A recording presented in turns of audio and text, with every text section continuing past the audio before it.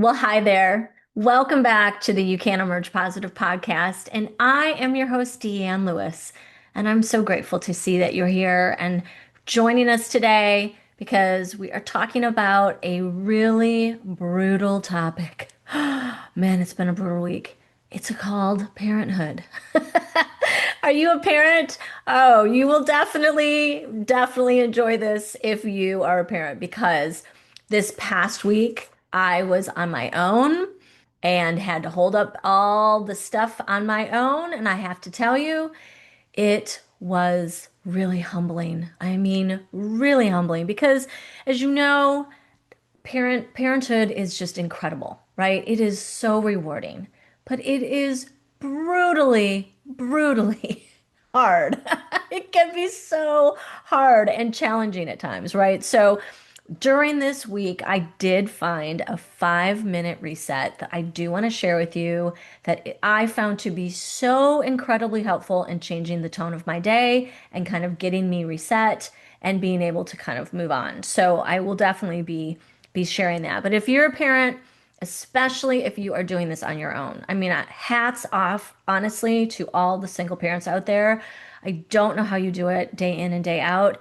This was a short window for me that I had to do it, and I've got to tell you, it was hard. It was so hard to keep all the balls in the air. But if you're not a single parent, but you feel like you're just holding the emotional weight of everyone around you too, well, this episode is for you. Truly, this is for you.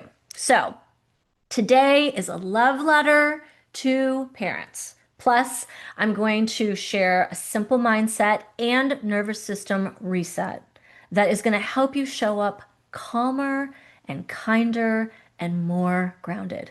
And who doesn't want that? I mean, oh boy, did I need that this week.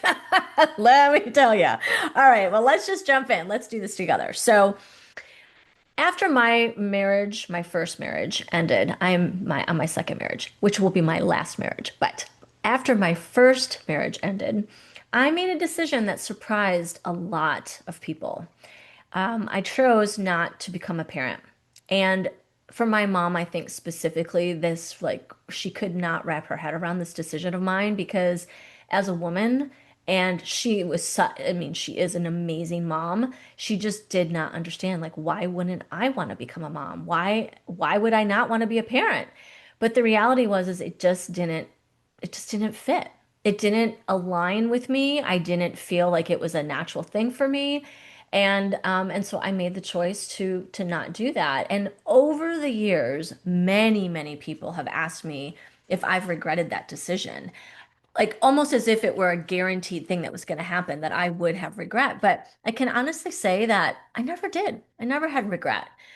But then life does what life does. One of my favorite sayings is life has a vote.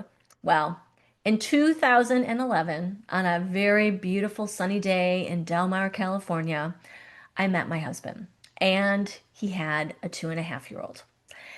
Suddenly, the decision that I thought was so clear and easily made about not having kids, well, it became something else entirely. And these are the moments that life, well, they quietly rewrite you. And this was one of them for me. It's, those life moments where you literally can draw a line in the sand from the before and the after.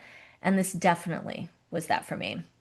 And over time, love expanded and priorities shifted.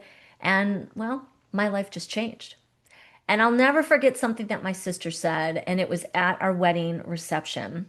She gave a speech, and in that speech, she said something like, "You filled a hole you didn't even know was there." And that was so true. That I didn't know I was missing it.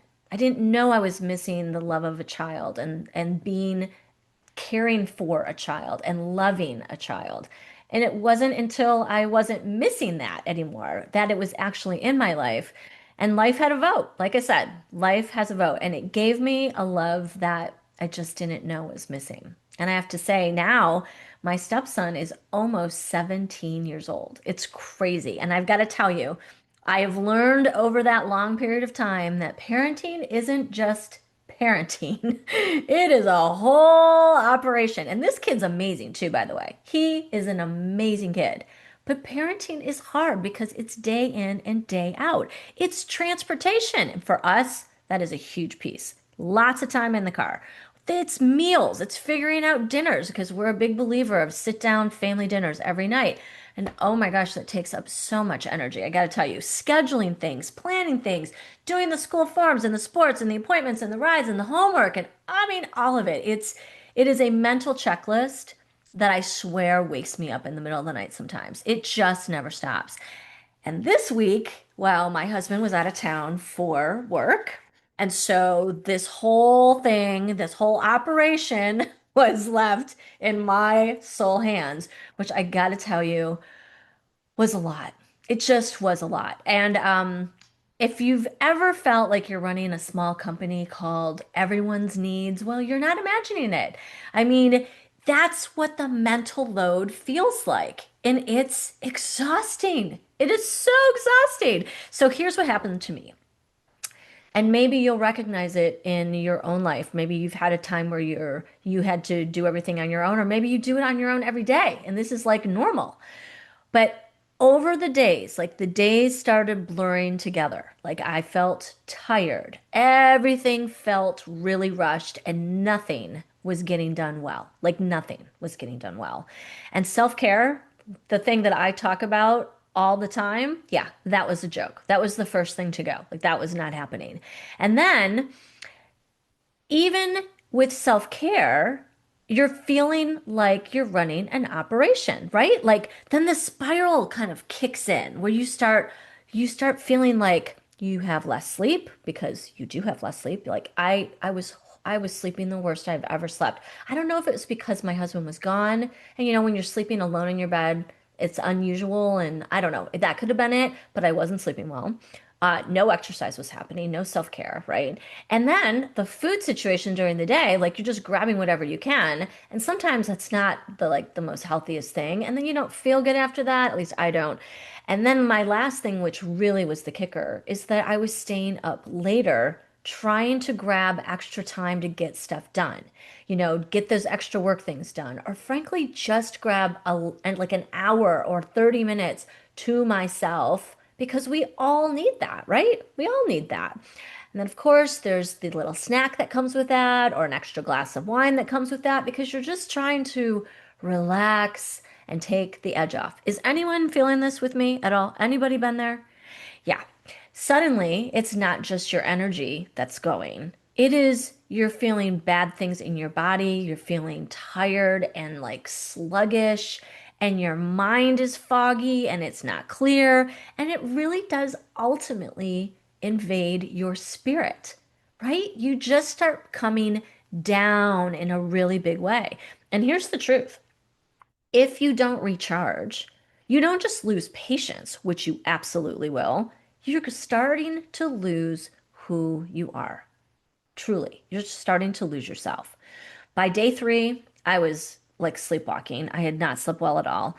I was doing conference calls in the car. I was doing house things as I was doing other things. Like I was trying to do multiple things at once, just trying to keep up. And then I had to start jumping into work projects, of course, because that doesn't go away. But I realized on day 3, as I'm trying to juggle all this stuff and as I'm about to jump into a work project, I realized something simple but really powerful. And that is, if I jump in here and I don't take a second to really recharge myself and recenter, this is gonna like not turn out well. I mean, at all. I was trying to perform, right? Trying to be productive, but doing it from a frazzled nervous system and mindset. And that never, ever ends well. Like you're not going to have the outcome that you want. So this is exactly what I did. I took 5 minutes because everybody has 5 minutes. I know you think you don't, you do. 5 minutes. I sat down. Maybe you want a coffee with you, but sit down. I closed my eyes. I took 3 deep breaths with really slow exhales. On that exhale is when you start feeling everything starting to come down. Like you feel the shoulders and the neck, and your body will start to relax. It is the key, and it works. 3 of those long exhales. Then I read one uplifting quote, one sentence, one truth, something that just really kind of nailed it for me. And then I made an intention. What am I going to focus on for the next hour? This is what I'm going to get done in the next hour. That's it. That's all I did. There's no big ritual, no big 45-minute thing or an hour or anything that I've got to work up something so that it's effective. No, 5 minutes breathing and then making an intention of how am I going to spend the next hour, and make sure it's something that's like going to be effective for you, that you're going to really feel the results from, because if you have a project that really needs your attention, like then that's what you're doing for the next 45 minutes. And I've got to tell you, it was like magic. I was noticeably better, clearer. I wasn't perfect, but I was so much better. I had really gone off the rails by day 3. So this kind of brought me back to a little bit closer to my normal. I felt more grounded, less reactive, more patient. And so I just want you to remember that 5 minutes can change the tone of the next 5 hours. 5 minutes can change the tone of the next 5 hours. So take the 5 minutes. It will change your entire afternoon. It did mine. I've got to say this. And most of us skip this. They skip the reset because what do we say? I don't have time, right? I just don't have time for that. I've got to move on and plunge into my next thing. But when we do that, we are still tensed. We're still rushed. We're still emotionally on edge. We are approaching it from a very ungrounded and calm perspective, and the cost is real. You're going to have more anxiety. You're going to have more reactive decisions. Those are not good. You're going to have less presence. You're going to have less patience. And you're going to have that feeling like you're always behind, because you are. And if you just take the 5 minutes, you will be able to see clearer, like, where am I going? What needs my attention? How much time am I spending on it? And you'll have the mental capacity to focus on it. And things really do not take as long as we think they do if we're really focused. So 5 minutes of focused attention or 15 minutes of focused attention is a lot. You can accomplish way more than you think that you can. And therefore, it gives you time back in your day, right? This week also showed me something else, that expectations are hidden stresses. In fact, they're multipliers. Stressful multipliers for me. And I found that that was my number one problem. That I went into the day expecting that I was going to do all the things that I normally do when I'm not doing all this other parenting stuff, and also do the parenting stuff. And boy, I that was unrealistic of me, and it set me up to fail. And it wasn't until on my third day that I realized, all right, I got to clear my calendar a little bit. I have to just focus on what is due right now, be very intentional and very deliberate, and get rid of that expectation that I'm Superwoman and I can do it all. Because that is what really caused me the most pain and the most suffering. So, unrealistic expectations are what are setting you up to feel like you're failing. Okay. And self criticism is the last thing a parent needs. Like, we don't need to be hard on ourselves. We got enough going on, right? So let's not even go there. So let me just say this plainly. Your expectations might be the real source of your stress, like it was mine, not your schedule. So just step back and be realistic about what's actually possible. And here's a mantra that I kept coming back to as I was losing my mind, and that is everything happens with perfect timing. Let me say that again. Everything happens with perfect timing. It helped me let go. It let me just accept what is and not resist, which is the key. And that's something that we all do. Resistance is always the key to us being upset or suffering or stressed. So it just allowed me to let go. Sometimes the healthiest thing you can do is say, it will all get done when it gets done. Stop putting all of the pressure and the scheduling on yourself that you don't need to. Everything happens with perfect timing. So I want to just take a moment here and speak from my heart. Parenting is hard, period. And it's also holy. It asks everything of you, your time, your energy, your patience, and your presence. And yes, these are very deeply rewarding moments, but it doesn't cancel out the hard because it is hard. They're both true. So here's the permission that I want to offer you today if you are a parent. Put yourself first sometimes because you have to take time off of the wheel before you spin off of it. Okay? And please lean on support. A partner, a neighbor, family member, a parent network, a friend.